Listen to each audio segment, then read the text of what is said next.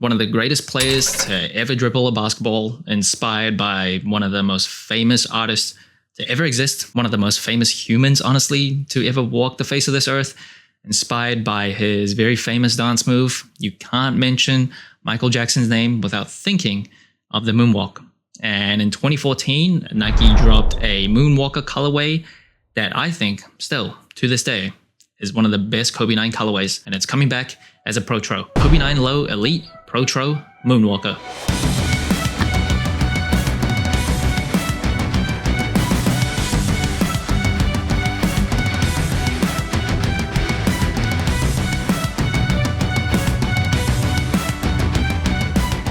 Now the shoe is dropping on September 10th for $220, $230. I'm honestly not sure anymore. The prices for Nike and Jordan Brand shoes are just super weird this year. They've upped some prices for some Jordans and some Nikes. Like the Jordan ones are like now $185 as a general rule. And some other shoes go to $215 and some other ones are $225. Some others have stayed the same. For Nike as well, it's just very confusing, but it's around $220, $230. Expect that price range. Super expensive. And Protro, if you didn't know, stands for Performance Retro. So Kobe Bryant didn't just want to retro and bring his shoes back. He wanted to add some additions and make the performance better, update the technology. He actually came up with the term himself. And this colorway originally debuted in 2014. And first impressions of the Kobe 9 Protro Low Elite Moonwalker, beautiful. I honestly think it's one of the better colorways of all Kobe 9s. This purple, very bold, very loud. But I, even as someone that prefers like subtle, more neutral colors when I'm wearing casual shoes, or basketball shoes on court, I say f it. Go as loud as you can. Wear whatever colors that looks nice, even just on a shelf. And I think this purple is just so sleek. It looks so nice. Got this kind of nighttime aesthetic. The outsole is beautiful as well. Yeah. Definitely one of the best colorways of the Kobe 9s. And the upper of the shoe, it is Flyknit. The slightly cheaper version of the 9s is engineered mesh, so the EM version. And the Flyknit here is just a little bit thicker, like a little tougher than you feel on like the EM version of the shoe. And on the swoosh here, just the silver printed type of swoosh. On the Halo version of the 9s, comes slightly elevated, so it's like its own piece, like stitched onto the shoe. And then moving up the tongue, you just get one set of laces out of the box, just purple laces. I think white would actually look pretty cool. Maybe even like gray, kind of to mimic that gray silverish type of color of the moon. And then moving up the tongue, you get the Mamba logo on the middle here, of course, with Kobe Bryant's signature debossed into the tongue. And the materials on this tongue here, it is not just like plain leather. You get this kind of like scratchy type of tongue. And this logo, if you didn't know, that's supposed to represent a sword in the sheath. Kobe Bryant did get the Mamba nickname from Kill Bill, the movie Kill Bill. The main protagonist's assassin name is Black Mamba. And then moving around to the booty of the shoe, you will see 9 lines here. One, that is to represent Kobe 9, of course. The other, it is supposed to represent the stitches that Kobe Bryant had while he was recovering. So he was recovering from a torn Achilles when the Kobe 9s actually dropped. So like his Lakers teammates at the time, like Nick Young, would wear this shoe and actually debut it on court. And the lines here is actually reflective as well. And then right under it, another little Kobe Mamba logo. And you'll see these tiny little dots. That is not Braille. That is the Mamba code. And this code here on the lateral side is meant to say masterpiece. And you'll also see it on the medial side. That is Vini Vidi Vici. That means we came, we saw, we conquered. And the box of the shoe, nothing too special. Just a Kobe Bryant box with his signature in the middle. Mine came with a bit of weird white stain on the lid, which not too happy about, but hopefully you won't have the same issue. And inside, just Mamba paper. And in terms of the cushioning, the Kobe 9 Protros does come with a drop-in React foam midsole. So it replaces the old Lunarlon foam, which a lot of people didn't like in terms of like the durability and just the responsiveness, which is definitely an upgrade.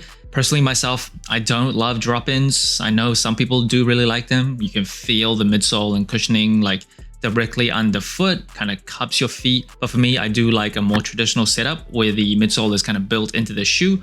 And one good thing about a drop-in is if you have another kind of drop-in midsole that you do prefer, you can change it and stuff it into the shoe. The size might not always fit, but you can try and you get like a different variation of cushioning on a shoe and silhouette that you might really like on the Kobe 9s. I do think overall though, it is a pretty balanced type of cushioning. So you get decent responsiveness from the React foam, as well as like a decently smooth ride. Do think the React foam is not as good as like Pushlon 3.0 or Zoom X that you find on the Jordan 40s. And one thing that I really hate about this drop-in in particular are those patterns.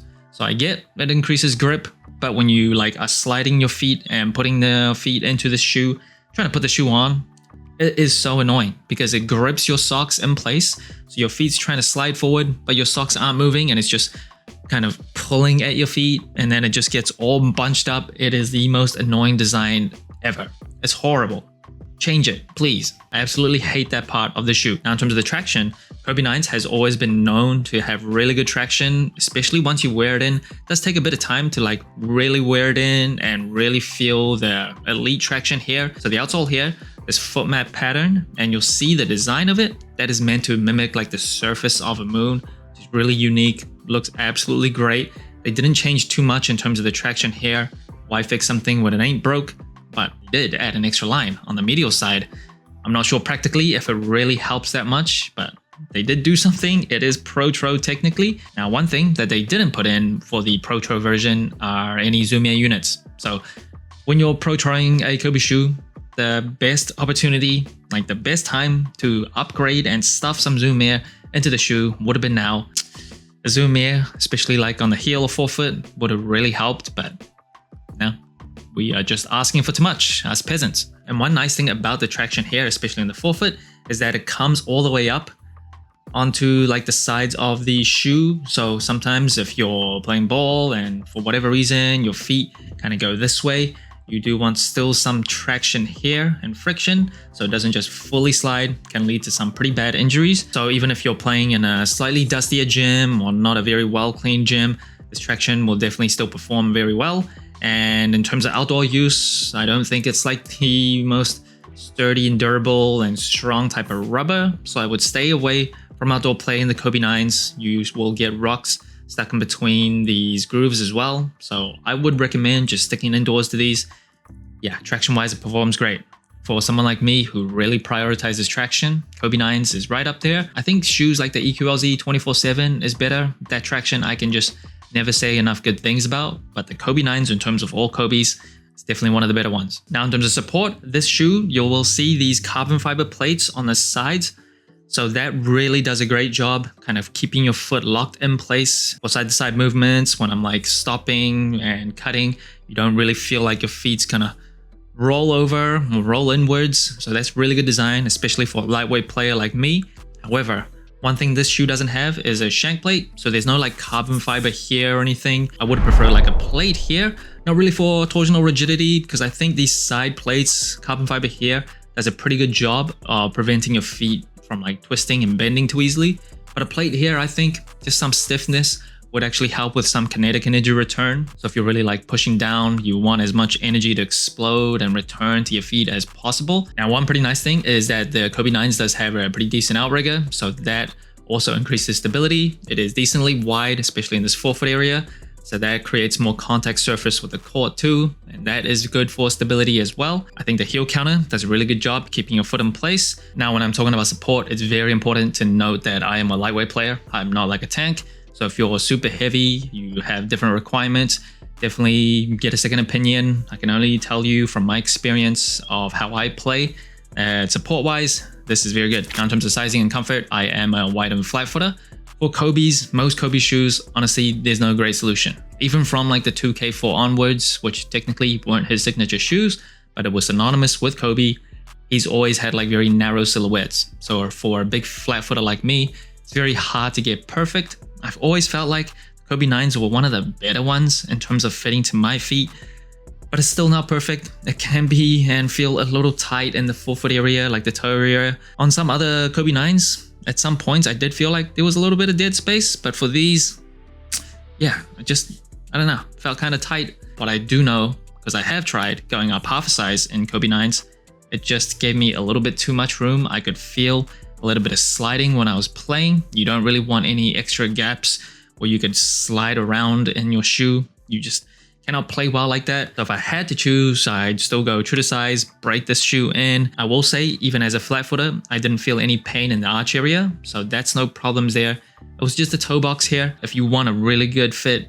and if you have wide and flat feet, I do recommend something else, not a Kobe shoe, something like the Jar 3s actually recently. I played quite a bit in those already. That fits really well. The Sabrina 2s, really well fitting. Break it in, have some patience. It fits like a glove after that. Same with the Sabrina 3s. So those are just some other recommendations. In terms of overall comfort, the nice thing about this drop-in is you can feel the cushioning like directly underfoot. So even though it is still a pretty low to the ground shoe, like you get a good core feel. If you want to wear these just casually, I think it is decently comfortable. It is not like super soft. It's not like one of those thick-soled walking shoes that are super popular now. So you won't get that type of plushness. But I'd say if you have to wear this shoe like all day, every day, on your feet, walking around, I don't think your feet's gonna hate you. And in terms of the weight of the shoe, it is not the lightest basketball shoe that you'll get on the market now. And it is also not the lightest shoe that I've ever reviewed on this channel. But I think it is decently light where the weight won't really become a hindrance or obstacle to you playing. But if you're like one of those people that's obsessed with shaving weight, looking for the lightest shoe, Kobe 9 is not it. Now, final verdict of the Kobe 9s in terms of performance. Is it still a shoe that I would play with in 2025? Yes, but it's definitely not my like top 3 options. I think technology has surpassed even the Protro version of this shoe. There are some better options in terms of cushioning and overall kind of feel and fit on foot. Drop-in midsoles I tend to just not love. That is a personal preference. Traction is still outstanding for the Kobe 9s. The fit, if you're a wide and flat footer, no Kobe's gonna fit you that well. There's always kind of a give and take depending on what you prioritize. The lack of zoom here is disappointing for a Protro. The support overall I think is pretty nice. Carbon fiber does well in terms of securing your foot in place, locking you down, torsional rigidity as well. But I do prefer shoes with like a midfoot shank plate. So there's a few kind of nitpicks that I have. If someone handed me a Kobe 9 and say, this is the only choice you have today, go play ball, honestly, it wouldn't be a huge deal, because despite those nitpicks, this shoe is beautiful. And Kobe Bryant, one of my favorite players ever. I'm just always gonna love when they bring back one of his colorways. So that's it. Thanks for watching. Soul Inclined. Let me know what you think of the Kobe 9 Protro Low Elite Moonwalker. Like, subscribe, comment, all the good stuff. And remember, tomorrow may never come, so wear your shoes.